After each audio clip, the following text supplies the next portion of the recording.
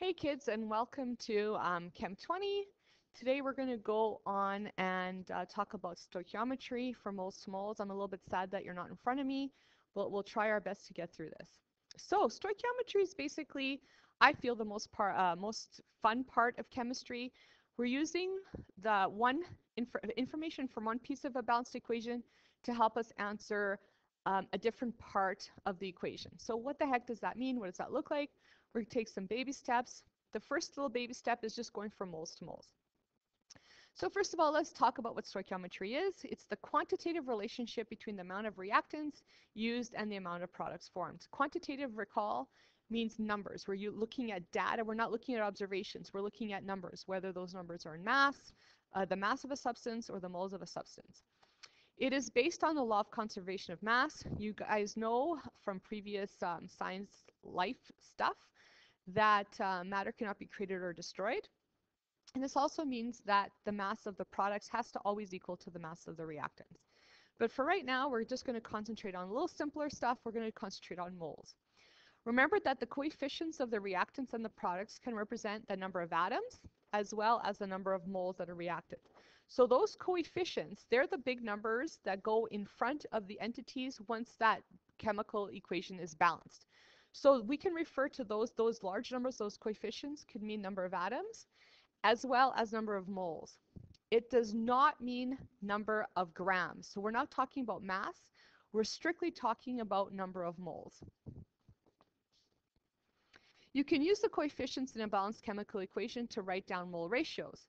In this example here, when you have hydrogen peroxide, if it breaks down into oxygen and water, you can see that for 2 moles of hydrogen peroxide breaks down into 1 mole. If it's consumed, and it breaks down into 1 mole of oxygen and 2 moles of water. So if we're comparing hydrogen peroxide to oxygen, for example, that's all we're comparing here, and we see that it's a 2-to-1 ratio. For every 2 hydrogen peroxide, you get 1 oxygen. Now, if there's no coefficient in front of the entity, you have to give it a number of 1. If we're comparing oxygen to water, okay, now we're comparing oxygen and water.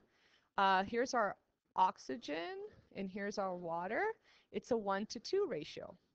Okay, so those coefficients become our ratios. And we kind of looked at this when we looked at gas laws, and we looked at the law of combining volumes.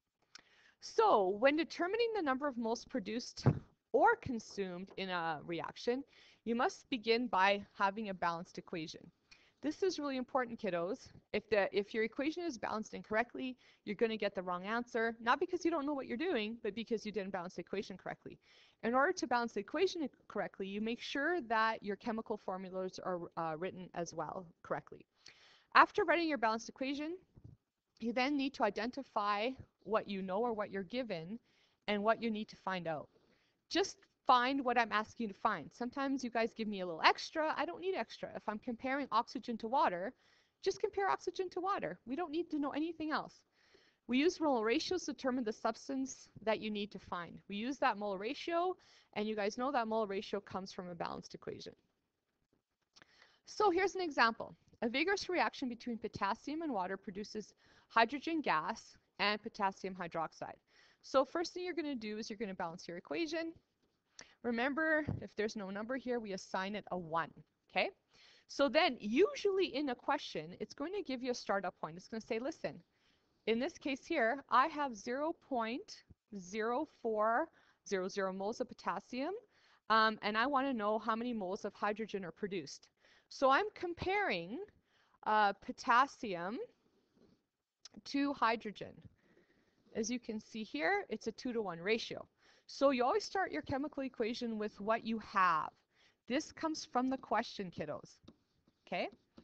I like to articulate the fact that I have 0.04 moles of potassium. Now on the bottom here is the coefficient of what I have.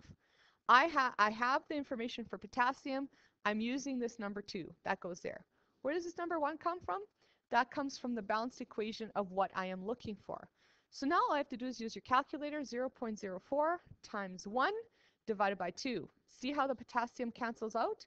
And I'm left with hydrogen, which is what I'm looking for. So let's go ahead and do 2 examples. and then you guys are on your own.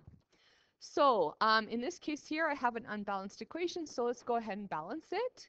I have 2 oxygens here and 3 oxygens here. I'm going to say I'm going to change it to 6. So 2 times 3 is 6. 3 times 2 is 6. My oxygens are balanced. Now let's take a look at my potassium chloride. I have 2 potassium chlorides here, so I have 2 potassium chlorides here. Now it's balanced. It's a 2 to 2 to 3 ratio. Okay, cool. So how many moles of oxygen? So now I'm looking at oxygen, kiddos. I'm looking for oxygen will be formed when or from 1.65 moles of potassium chlorate. So now I'm comparing potassium chlorate with oxygen. I don't need to know. I don't care about potassium chloride at this point because it's not really part of my problem. So I always start with what I'm given. I'm given 1.65 moles of KClO3. I'm going to use now I have no choice. I have to use my coefficients to set out my mole ratio. So I have 2 moles of KClO3. And I'm going to compare that to my oxygen, because that's what I'm looking for, 3 moles of O2. My KClO3 cancels out, and I'm going to multiply 1.65 times 3 divided by 2. So let's go ahead and do that with your calculators. 1.65 times 3 divided by, and I get an answer of 2.475 moles of oxygen. And it's as easy as that. So let's go to my next question. How many moles of potassium chlorate are needed to make 3.5 moles of potassium chloride? Now I'm comparing my calcium chloride to my potassium chlorate. Those are the ones I'm comparing. So I'm going to start with what I am given, 3.50 moles of potassium chloride. I'm going to use my molar ratio, kiddos. So I'm going to have, I have 2 moles of KCl, and I'm comparing that to my potassium chlorate. I have 2 moles of potassium chlorate. Then I'm just simply going to use my calculator. 3.5 times 2 divided by 2 is going to be equal to 3.5 moles of potassium chlorate. Recall what I just said. These guys cancel out. That's why I have to use the molar ratio of what I have on the bottom, so it cancels out. Okay, let's do one more example. So here I have iron plus oxygen is going to yield iron 3 oxide. Okay, so let's go ahead and balance those oxygens. I have 6 here, 6 here. Now I have 4 irons, 4 irons. So now it's a 4 to 3 to 2 ratio. Okay, cool. So now I'm looking for moles of iron 3 oxide. So I'm comparing iron 3 oxide to iron. I want to compare that to iron. So let's go ahead and figure this out. 0.275 moles of Fe. I'm going to multiply that by my molar ratio. 4 moles of Fe to 2 moles, because that's what I'm looking for, right, kiddos? Of Fe2O3. Where'd this come from? It came from the balanced equation. Where'd that come from? Came from the balanced equation. Now my iron cancels out, and I'm going to go ahead and use my calculator.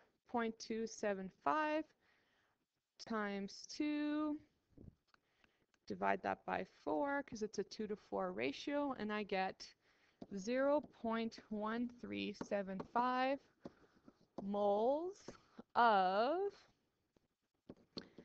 iron 3 oxide. Okay, next one we're going to compare. We're going to find out how many moles of oxygen are needed to react with 8.9 moles of iron. So now I'm comparing iron to oxygen. It's a 4:3 ratio, right? Start with what you have. I have 8.9 moles of iron. I'm going to set up my ratio. From a balanced equation, there's 4 moles of iron to 3 moles of O2. My iron cancels out, and I go ahead and use my calculator. 8.9 times 3 divided by 4 equals 6.675 moles of O2. Okay, it's as easy as that, kiddos. So have fun with Stoic. If you have any questions, please email me, and we'll talk soon. We'll set up a Teams sometime this week. Bye. Have a nice day.